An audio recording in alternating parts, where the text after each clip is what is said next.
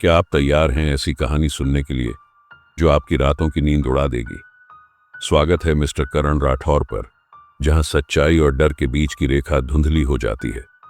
आज की कहानी एक ऐसे भूतिया महल की है जो खौफ और रहस्यों से भरा हुआ है। अंधेरे में छिपी सच्चाई, घने जंगल का सन्नाटा और एक ऐसा राज जो सदियों से इंसानों को चुनौती देता आ रहा है। क्या होता है जब दो साहसी लोग उस महल में कदम रखते हैं जहां सिर्फ डर और मौत का साया है? इस कहानी के हर मोड़ पर छुपा है ऐसा रोमांच जो आपको अंत तक बांधे रखेगा। कहानी को शुरू करने से पहले मैं अपना छोटा सा परिचय देता हूं। मेरा नाम करण है और मुझे हॉरर कहानी सुनना और सुनाना बहुत पसंद है। उम्मीद है ये कहानी आपको बहुत पसंद आएगी। तो चलिए कहानी शुरू करते हैं। गांव चंदनपुर अपनी हरियाली और शांत माहौल के लिए जाना जाता था, लेकिन इस गांव के एक कोने में एक विशाल खंडहरनुमा महल था जिसे लोग छाया महल के नाम से जानते थे। कहा जाता था कि उस महल में रात को अजीब अजीब आवाजें आती हैं, चीखें, खुसर फुसर और कभी कभी किसी औरत के रोने की आवाज। गांव वाले मानते थे कि महल श्रापित है। वहां के बड़े बुजुर्ग कहते थे, उस महल के भीतर मत जाना, वहां की आत्माएं तुम्हें कभी चैन से नहीं रहने देंगी। लेकिन जो भी उस महल में गया वो या तो कभी वापस नहीं आया, या अगर लौटा भी तो उसकी मानसिक हालत खराब हो गई। यही रहस्य इस कहानी के नायक आदित्य को वहां खींच लाया। आदित्य एक युवा पत्रकार था जो रहस्यमय घटनाओं और असल कहानियों को खोजने में दिलचस्पी रखता था। वह हर ऐसी जगह जाना चाहता था जो अजीब और अनसुलझी हो। आदित्य जब चंदनपुर पहुंचा तो सूरज ढलने को था। गांव का माहौल शांत था, लेकिन एक अजीब डर की परछाई पूरे गांव में फैली हुई थी। उसने गांव के एक छोटे से घर में किराए पर कमरा लिया। पहली रात वह उस महल के बारे में अधिक जानकारी इकट्ठा करने निकला। गांव के बुजुर्ग रामलाल से उसने पूछा, क्या आपने छाया महल के बारे में कुछ देखा है? रामलाल की आंखों में डर झलकने लगा। बेटा, वह जगह मत जाओ। उस महल में कुछ ऐसा है जो इंसानों के बस का नहीं। लेकिन वहां ऐसा क्या है? आदित्य ने पूछा।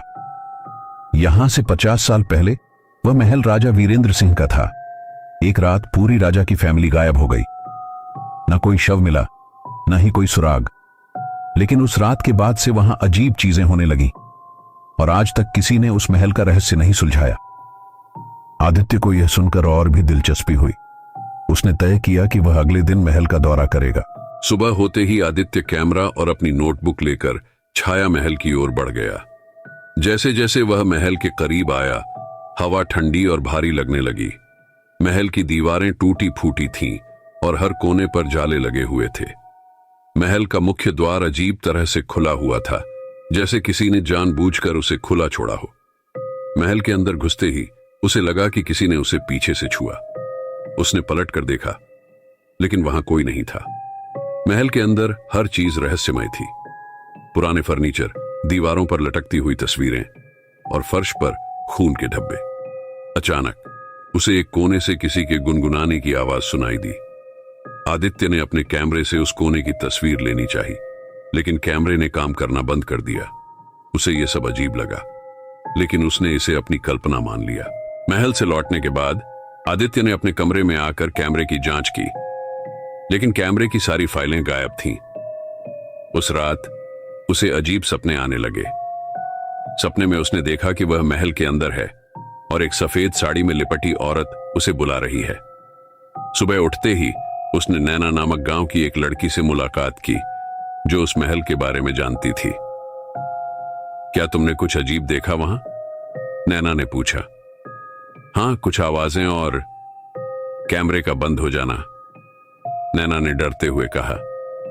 वह महल जादुई है, वहां जो भी जाता है उसकी आत्माएं तुम्हें घेर लेती हैं। आदित्य ने अगले दिन महल में दोबारा जाने का फैसला किया। इस बार वह अकेला नहीं गया। उसने नैना को साथ चलने के लिए राजी कर लिया। महल में प्रवेश करते ही उन्हें लगा कि वहां किसी की मौजूदगी है। दीवारों पर बने पुराने चित्र अचानक जीवंत लगने लगे। नैना ने कहा, यहां से जल्दी चलो।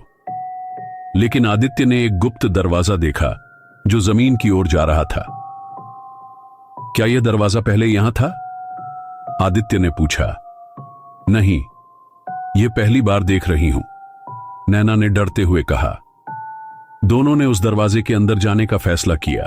जैसे ही वे दरवाजे के अंदर पहुंचे, उन्होंने एक लंबी सुरंग देखी। सुरंग में चारों तरफ दीवारों पर अजीब प्रतीक बने हुए थे। सुरंग के अंत में एक बड़ी मूर्ति थी, जिसके सामने एक खून से भरा कटोरा रखा हुआ था। नैना ने डरते हुए कहा, यहां कुछ गलत है, यह बलि का स्थान लगता है। तभी एक तेज आवाज गूंजने लगी, तुमने हमारी जगह में कदम रखा है, अब तुम्हें इसका अंजाम भुगतना होगा। सुरंग के अंदर एक परछाई प्रकट हुई। उसकी आंखें लाल और शरीर पूरी तरह काला था। वह दोनों की तरफ बढ़ने लगी। तुम यहां क्यों आए हो? परछाई ने गरजते हुए पूछा। आदित्य ने कहा, हम इस महल का सच जानना चाहते हैं। परछाई ने कहा, यह महल राजा वीरेंद्र सिंह का नहीं, आत्माओं का है। जिसने भी यहां कदम रखा उसने अपने प्राण गंवाए। अब तुम्हारी बारी है। आदित्य और नैना ने देखा कि परछाई उनके करीब आ रही थी। नैना की सांसें तेज हो गईं और उसने आदित्य का हाथ कसकर पकड़ लिया। यहां से निकलने का कोई रास्ता होगा, आदित्य ने आत्मविश्वास के साथ कहा। उन्होंने देखा कि सुरंग के दूसरे सिरे पर एक हल्की रोशनी दिखाई दे रही थी। दोनों ने पूरी ताकत लगाकर उस ओर दौड़ना शुरू कर दिया, लेकिन जैसे जैसे वे आगे बढ़ते, सुरंग और लंबी होती गई और परछाई उनके पीछे पीछे बढ़ती गई। रोशनी के पास पहुंचते ही उन्होंने देखा कि वहां एक बड़ा लोहे का दरवाजा था, लेकिन दरवाजा बंद था और उसे खोलने के लिए कोई चाबी नहीं थी। अब क्या करें? नैना ने घबराते हुए पूछा। आदित्य ने दरवाजे के पास दीवार पर बने प्रतीकों को ध्यान से देखा। प्रतीकों के बीच में एक चक्र बना हुआ था, जिसमें 5 अलग अलग निशान थे। शायद यह कोई पहेली है, आदित्य ने कहा। दरवाजे के पास एक शिलालेख था, जिसमें लिखा था, जो सत्य को स्वीकारेगा वही इस दरवाजे को खोलेगा। आदित्य ने प्रतीकों को गौर से देखा। उसने महसूस किया कि 5 निशान महल के अलग अलग हिस्सों के प्रतीक थे। उसने नैना से कहा, हमें वापस जाना होगा और इन प्रतीकों को ढूंढना होगा। शायद ये दरवाजा खोलने की कुंजी है। नैना ने डरते हुए कहा, क्या हम वापस जा सकते हैं? वो परछाई हमें मार डालेगी। अगर हम यहां रुके रहे तो वो हमें वैसे ही नहीं छोड़ेगी, आदित्य ने जवाब दिया। दोनों ने हिम्मत जुटाई और सुरंग से वापस महल के मुख्य कक्ष की ओर बढ़े। लेकिन इस बार माहौल और भी डरावना हो चुका था। महल के अंदर अजीब अजीब आवाजें गूंज रही थीं। पहला निशान महल की दीवार पर बना हुआ था। जैसे ही आदित्य ने उसे छुआ, दीवार से एक किताब गिर गई। किताब के पन्नों पर एक गुप्त संदेश लिखा था, जिसने हमारी शांति भंग की वह सत्य को जानने का अधिकारी है। नैना ने कहा, यह संदेश हमें किसी और खतरे की ओर इशारा कर रहा है। हमें बाकी के प्रतीक भी ढूंढने होंगे, आदित्य ने कहा। दूसरा प्रतीक महल के दक्षिणी हिस्से में बलि के कक्ष में था। वहां का माहौल और भी डरावना था। दीवारों पर खून के धब्बे और जले हुए कंकाल पड़े थे। यहां क्या हुआ होगा? नैना ने पूछा। यह बलि का स्थान है, यहां आत्माओं को कैद करने के लिए बलि दी जाती थी, आदित्य ने कहा। जैसे ही उन्होंने प्रतीक को छुआ, एक भयंकर चीख सुनाई दी। दोनों ने देखा कि बलि का कटोरा हवा में तैरने लगा। कटोरे के अंदर से एक और परछाई निकली, जो सीधे उनकी ओर बढ़ने लगी। आदित्य ने किताब में दिए गए मंत्र को पढ़ा, जिसे उसने पहले महल में देखा था। जैसे ही उसने मंत्र पढ़ा, परछाई वापस कटोरे में समा गई। हमें जल्दी करना होगा, ये आत्माएं हमें जिंदा नहीं छोड़ेंगी, नैना ने कहा। उन्होंने बलि के कक्ष से दूसरा प्रतीक लिया और तीसरे प्रतीक की तलाश में पश्चिमी हिस्से की ओर बढ़े। पश्चिमी हिस्से में उन्हें एक बड़ा दर्पण मिला। दर्पण के सामने एक पुराना झूला था, जो बिना हवा के भी हिल रहा था। यहां कुछ तो है, आदित्य ने कहा। जैसे ही उन्होंने दर्पण को छुआ, उसमें से एक आकृति उभरने लगी। आकृति एक औरत की थी, जो सफेद साड़ी में लिपटी हुई थी।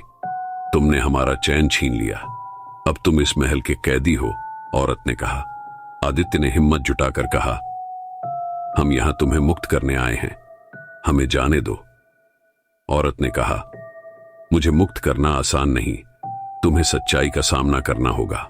चौथा प्रतीक महल के उत्तरी हिस्से में एक गुप्त कमरे में था।